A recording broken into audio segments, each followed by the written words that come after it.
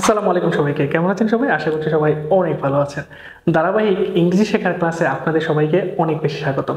আপনারা জানেন যে আমাদের চ্যানেলে কিন্তু ইংরেজি শেখার জন্য ধারাবাহিকভাবে ক্লাস দেওয়া হচ্ছে এবং আমরা বিগত 3টি ক্লাস কমপ্লিট করেছি এবং সেখানে আপনাদের রেসপন্স পেয়েছি। এবং আজকের ক্লাসে আমরা দেখাবো কিভাবে আপনারা পাস্ট টেন্স ব্যবহার করে খুব সহজেই স্পোকেন ইংলিশ প্র্যাকটিস করতে পারেন। বিগত ক্লাসগুলোতে আপনাদেরকে দেখিয়েছি কিভাবে ক্ষুদ্র ক্ষুদ্র সেন্টেন্স তৈরি করে ইংরেজি বলা প্র্যাকটিস করতে পারেন, সাথে টেন্সকে কাজে লেগে কিভাবে সেন্টেন্স মেকিং করে ইংরেজি বলা অনুশীলন করতে পারেন।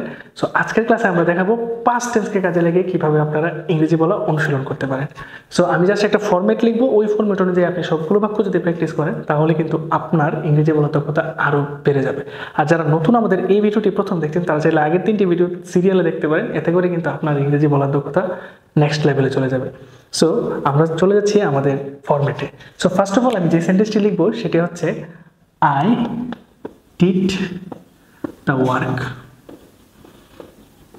এই যে দেখেন, ডু এর পাস্ট ফর্ম এখানে লিখেছি আই ডিড দ্য ওয়ার্ক, অর্থাৎ আমি কাজটি করেছিলাম। আপনি আই ডিড দ্য ওয়ার্ক বলবেন এবং বলবেন আমি কাজটি করেছিলাম। তারপর আপনি যদি বলেন যে আমি কাজটি করতেছিলাম, সেক্ষেত্রে বলবেন I was doing the work, অর্থাৎ আমি কাজটি করতেছিলাম। তো আপনি চাইলে অন্য ভাবে প্র্যাকটিস করতে পারেন। আপনি যদি বলেন যে আমি খাচ্ছিলাম, আই ওয়াজ ইটিং, আমি ভাত খাচ্ছিলাম, আই ওয়াজ ইটিং রাইস। এরকম করে আপনি বিভিন্নভাবে প্র্যাকটিস করবেন। আমরা দেখাচ্ছি, আমরা জাস্ট 4টি সেন্টেন্স অথবা 5টি সেন্টেন্স আমরা লিখবো। যেমন I had done the work, এটাও হবে আমি কাজটি করেছিলাম। এখানে একটা বিষয় আছে, বিফোর এবং আফটার। আপনারা জানেন পাস্ট পারফেক্ট টেন্সে কিন্তু বিফোর এবং আফটার যুক্ত থাকে পুরো সেন্টেন্সে, কিন্তু যখন আমরা প্র্যাকটিস করবো তখন আমরা just I had done the work দিয়ে প্র্যাকটিস করবো। কিন্তু পরবর্তী ক্লাসে আপনাদেরকে বিফোর এবং আফটারের পুরো কাজগুলো আমরা দেখাবো। যেমন আপনারা জানেন যে ডাক্তার আসার পর রোগীটি মারা গেল, ডাক্তার আসার পর রোগীটি মারা গেল, এরকম কথা কিন্তু খুবই খুবই অনেক জায়গায় এসেছে এই সেন্টেন্সগুলো বিভিন্ন চাকরির পরীক্ষায়। সো এই সেন্টেন্সগুলো কিন্তু পাস্ট পারফেক্ট টেন্সের উদাহরণ। সো আমরা প্র্যাকটিসের সময় just I had done the work practice করবো, এটার অর্থ এবং প্রথমটার অর্থ প্রায় সেম হবে। সো পরেরটা কি লিখবেন আপনারা, সেটা হচ্ছে I had been doing the work for an hour, অর্থাৎ আমি 1 ঘন্টা যাবত কাজটি করতেছিলাম। আবার যদি আপনি বলেন I had been doing the work since morning, অর্থাৎ আমি সকাল থেকে কাজটি করতেছিলাম। সো এই ফরম্যাটটি ইউজ করে আপনারা প্র্যাকটিস করবেন। এখানে আপনারা কি করতে পারেন যে এখানে পার্সনগুলো চেঞ্জ করতে পারেন, সাবজেক্টগুলো, অথবা আপনারা ভার্বগুলো চেঞ্জ করতে পারেন। যদি পার্সন চেঞ্জ করে প্র্যাকটিস করি তাহলে কেমন হয়, উই ডিড দ্য ওয়ার্ক, আমরা কাজটি করেছিলাম। We were doing the work, আমরা কাজটি করতেছিলাম। We had done the work, আমরা কাজটি করেছিলাম। We had been doing the work for an hour, আমরা 1 ঘন্টা যাবত কাজটি করতেছিলাম। এছাড়া আপনারা বলতে পারেন we had been doing the work for since morning, আমরা সকাল থেকে কাজটি করতেছিলাম। সো এইরকম ভাবে কিন্তু আপনারা প্র্যাকটিস করতে পারবেন। পার্সন চেঞ্জ করে আপনারা হি, শি, দে এগুলো দিয়ে প্র্যাকটিস করতে পারেন, অথবা কোনো নাম দিয়েও প্র্যাকটিস করতে পারেন। এবার যদি আমরা আমি চা খেয়েছিলাম এটা দিয়ে প্র্যাকটিস করি তখন কি হয়, আমি চা খেয়েছিলাম আমরা বলতে পারি আই টুক টি। আপনারা সবাই জানেন টেক মানে নেওয়া, কিন্তু টেকের আরেক অর্থ কিন্তু খাওয়া। কোনো কিছু পানীয় কোনো কিছু খাওয়ার ক্ষেত্রে আমরা টেক বলতে পারি। সো আই টুক টি, আমি চা খেয়েছিলাম।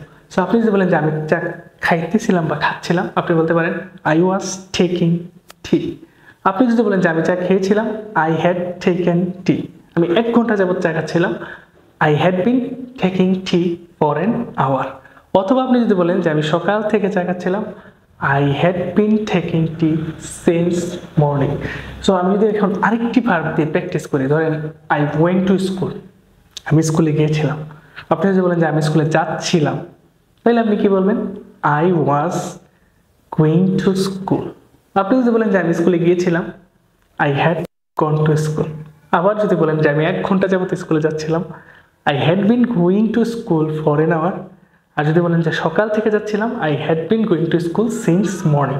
সো প্রতিবার আপনি নতুন একটি সেন্টেন্স, নতুন একটি প্র্যাকটিস, নতুন 4টি অথবা 5টি সেন্টেন্স তৈরি করে করে যদি প্র্যাকটিস করতে থাকেন তাহলে কিন্তু আপনার এটা খুব সহজ হবে, বুঝতে সহজ হবে, এবং আপনি যখন কারোর সাথে কথা বলবেন তখন কিন্তু এই কথাগুলো আপনি বলতে পারবেন।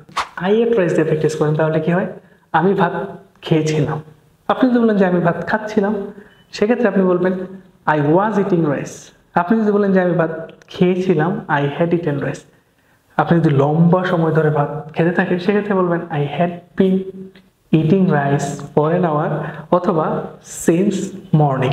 সো এরকম করে নতুন নতুন কিছু ভার্ব নিতে হবে আপনাকে এবং পার্সনগুলো চেঞ্জ করে করে প্র্যাকটিস করতে হবে। আপনি একটি ভার্ব নেবেন এবং একটি সেন্টেন্স লিখবেন, সাথে অবজেক্ট দিতেও পারেন আবার নাও দিতে পারেন। সো এরকম করে যদি আপনি রেগুলার প্র্যাকটিস করতে থাকেন বা আজকে যদি সারাদিন এটা প্র্যাকটিস করেন তাহলে এই ধরনের কথাগুলো কিন্তু আপনি বলতে পারবেন।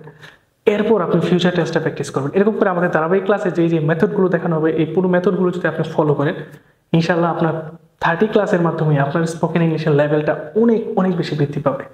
সো আমি বিগত ভিডিওতে আপনাদেরকে বলেছিলাম যে যারা আমাদের এই ভিডিওগুলোতে কমেন্টস করবেন তাদের জন্য রয়েছে স্পেশাল গিফট এবং এছাড়াও আরও কিছু গিফট রয়েছে, যেমন আমাদের বই সহ অন্যান্য কিছু।